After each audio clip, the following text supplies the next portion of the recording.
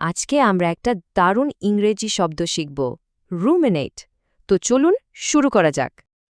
আচ্ছা, গরু কিভাবে খায় খেয়াল করেছেন? একই খাবার কিন্তু খুব ধীরে ধীরে বারবার চিবোতে থাকে। এই যে বারবার চিবানো, এটাকে আমরা বলি জাবর কাটা। রুমিনেট শব্দটা বুঝতে এটাই আমাদের সাহায্য করবে। ঠিক এই জাবর কাটার মতোই কোনো একটা বিষয় নিয়ে বারবার আর গভীরভাবে ভাবাকেই বলে রুমিনেট করা। তাহলে এর আসল মানেটা কি দাঁড়ালো? কোনো বিষয় নিয়ে অনেকক্ষণ ধরে এক মনে চিন্তা করা। কিন্তু মজার ব্যাপার হলো, এই রুমিনেট করার কিন্তু দুটো দিক আছে, একটা ভালো আর একটা খারাপ। ভালো দিকটা হলো কোনো বড় সিদ্ধান্তের আগে সবকিছু ভালোভাবে ভেবে দেখা, মানে গভীর চিন্তা করা।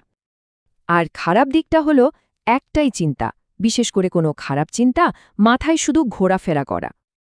আচ্ছা, একটা গল্পের মাধ্যমে ব্যাপারটা আরও সহজে বোঝা যাক। ধরুন, এই ছেলেটির নাম রহিম। রহিম পুরো এক সপ্তাহ রুমিনেট করল। সে কি ভালোবাসে, কি পারে, আর ভবিষ্যতে কি করবে সব ভাবল। এত ভাবার পর রহিম একদম পরিষ্কার একটা সিদ্ধান্তে পৌঁছাতে পারল। তার এই রুমিনেট করাটা কাজে দিল। চলুন এখন কয়েকটা বাক্যে রুমিনেট শব্দটার ব্যবহার দেখিনি, তাহলে বিষয়টা আরও পরিষ্কার হবে। এখানে বলা হচ্ছে সে প্রজেক্টটা নিয়ে অনেক ভাবল, যাতে কোনো ভুল না থাকে। এই বাক্যে একটা টিম তাদের নতুন মার্কেটিং প্ল্যানের ভালো মন্দ দুটো দিক নিয়ে গভীরভাবে ভাবছে। আর এখানে সে তার ম্যানেজারের ফিডব্যাক নিয়ে ভাবছে কিভাবে নিজেকে আরও ভালো করা যায় তাই নিয়ে।